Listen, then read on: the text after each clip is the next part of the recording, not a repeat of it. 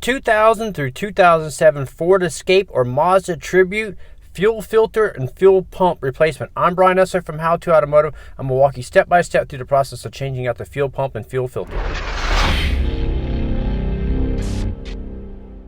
So one of the first things you're going to want to do is bleed off the fuel pressure. The easiest way to do that is disconnect the fuel pump. So you're going to pop up the back seat here. There's a little tab you pull on and you flip it up like this.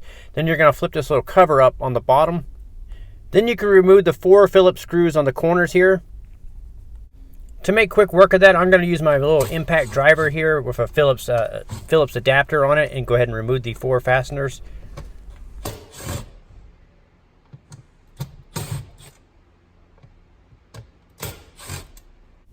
Now we can pull this cover up, and underneath will be the electrical connectors for the fuel pump and also the fuel pressure tank sensor. We're going to go ahead and unplug both of these, and then we'll flip the cover and wiring harness off to the side. So on this vehicle, the fuel pump was whining really loud, and that's the reason why we're changing it. So once you got the fuel pump disconnected, we want to go and start the vehicle, and you want to let the vehicle run until it stalls out, and that'll bleed off all the fuel pressure in the system. So you let it run for about, this particular car ran for a couple minutes before it stalled out. After that, now we can lift the vehicle up and we can get access to the fuel filter. The first thing on the fuel filter we're going to do is loosen up the hose clamp here in the middle of it. The fuel filter was located just in front of the driver's side rear wheel, right on front of the fuel tank here. After loosening the clamp, right here on the front fuel line, there's a little plastic tab that we're going to pry out. So you're going to put your flat blade screwdriver in here, give it a little twist, and that'll pop it free. And now you can pull it out with your fingers like this. To get the fuel line on the opposite side off, you need to press these little tabs on the top here, push them downwards, and that'll pop this plastic clip out or downwards so it'll free. So I'm squeezing with my fingertips on the very top, one on the left and one on the right side, and this clip pops down like that. Once it pops down like that, now you can pull the line off like this. A little bit of fuel is going to run out, so you want to have a bucket underneath you to catch it. Once you get this line pulled off, you can pull the opposite line off because we pulled the clip out of it already. Now you can slide the fuel filter to the left and out of its little hold down here. Then you can take your new filter and slide it back into position, so you're going to slide it in towards the right. And then once it's slid into the middle of the hanger here, then you can go ahead and put the fuel line on the right, and then the fuel line on the left here. And then you can go ahead and clamp these down by pushing the little tab in until it locks. To make it more stable, when I was hooking up these fuel lines, I went ahead and tightened up the clamp in the center here. So I tightened up the hose clamp on it. And that made it easier to push the fuel line on and lock the tab into position. Now we're going to put the tab on the opposite side back on. So you'll push the plastic clip through the line until it locks into position. The fuel filters usually come with a brand new one. Go ahead and install that and give the line a tug on both left and right side and make sure neither one of them pop back off. Now that we got the fuel filter changed out, I wanted to share with you a mistake I made. So earlier I showed you how to disconnect the fuel pump. We start the car and we run the vehicle until it stalls out to bleed the pressure off. Well, I had to move this vehicle again to put it in a better position so I can open the back doors up. So what I should have done is try to restart the vehicle and let it stall out a couple times, to do it a few times. And then that way, when I go to unplug the fuel lines here, as you can see here, I unplugged the fuel lines and I got sprayed with fuel thinking that the fuel pressure was already bled off, but it wasn't. So my tip for you guys is to really crank that engine and really make sure that it has no fuel pressure left. You can even put a fuel pressure gauge on some cars. This particular car would have been an easy one under the hood and check it with the fuel pressure gauge. In my case, I was lucky that most of the fuel pressure was bled off because it could have got really ugly. It could have sprayed the interior of the car. So with that said, now I'm going to show you how to disconnect the fuel lines. There's these little plastic tabs on left and right side of the fuel lines. You just squeeze them and then you pull the lines off like this. So if I had done a better job of bleeding the fuel off, I wouldn't have this mess to clean up. So right now what I got to do is I got to clean up these all this excessive fuel that's everywhere. And I have a plastic bucket inside the vehicle right on the other side where the other seat was. I flipped it down. You're going to want a tub or a container like this also, so when we take the fuel pump out, we're going to place it into the plastic container. So right now I'm cleaning up all this fuel. I'm just using shop rags to soak up as much of the gasoline as I possibly can and wipe the fuel tank down, which happens to get all the debris and dirt off of it, which is a good thing. You don't want that falling into the fuel tank. You also want to do this job in a well-ventilated area with all the windows rolled down. So now I have a universal fuel pump removal tool here there to get the clamp off the top of the fuel pump.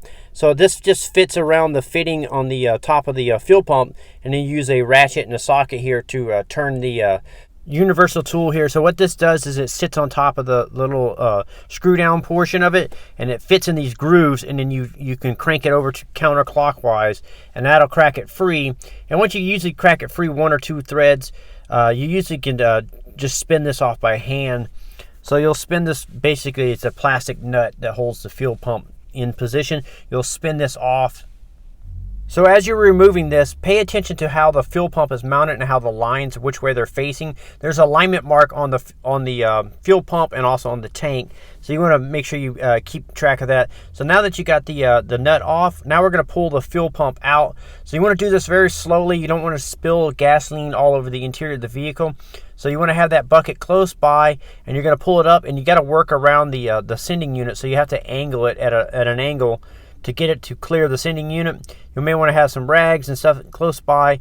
And so once you get it out, you pull straight up and let the gas drip back into the tank, and then you can pull your bucket in like this, and then you can set the fuel pump in there, and now you can take it out of the vehicle. Before we install the new pump, you want to clean out any of the gasoline here that may have spilled around, and do a good job of cleaning this up. So now we want to prep our new fuel pump by opening it up from the bag, and there's a seal in here that goes around the fuel pump that seals the fuel pump to the tank. So you need to take the seal and slip it over the fuel pump and slide it down over the sending unit and slide it down to the mounts onto the top of the fuel pump and fit it on this little groove. Now we can take the new fuel pump and slide it down into the tank. There's a little alignment tab that sticks off on the right side of it. So you want to be aware of that. There's like a little tab, a little cutout mark on the top of the tank. So you'll slide it down in position and line it up with the alignment marks, and then you're going to take the plastic nut here and you'll start this and screw it down. So it takes a little bit of finesse or to hold it in position and start the plastic nut, make sure everything's lined up, make sure the lines are facing in the right direction. And you also want to make sure you press it down so that seal seats fully into the tank, and then you start the plastic nut and screw it down. So you'll screw it down until it fully seats, and then you'll switch over to your universal tool here, the fuel pump tool, and you'll put it on there and you'll tighten it down. Basically, you're going to do this by feel. You want to basically tighten it down until you can't go anymore. Try to go like as snug as you can go, and about a quarter turn more. If this leaks in any way, shape, or form, you'll have an evap code. So you want to just make sure that you do your due diligence to make sure that you feel like the fuel pump is tight to the fuel tank. On your old fuel pump, there'll be a couple of plastic clips that go onto the fuel lines. You'll need to take those off and put them back into your fuel lines, and then you can clip them on like this, and you give them a tug and make sure they don't pop back off. Now you can plug the fuel pump back in and the fuel tank pressure sensor, plug that back in. And now with the cover still off, what we're going to do is we're going to go up to the ignition switch and cycle it on and off a few times, and that's going to prime the fuel pump. So after you cycle the key a couple times, you can go ahead and crank the vehicle. In this case, I didn't prime it just long enough, so I needed to prime it one more time and then fire it off. Once the engine is running, then you want to double check to make sure that there's no fuel leaks at the pump and also at the fuel filter.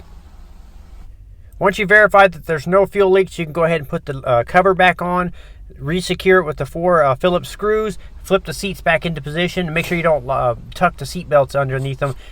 I will link up all the parts and tools that I use in the video. That way, if you need to pick any of those up, you can find those links there. I'm Brian Esser from How to Automotive. I'd like to thank you guys for watching, encourage you to subscribe, invite you to head over to the howtoautomotive.com website for more valuable videos like this. Thank you again for watching.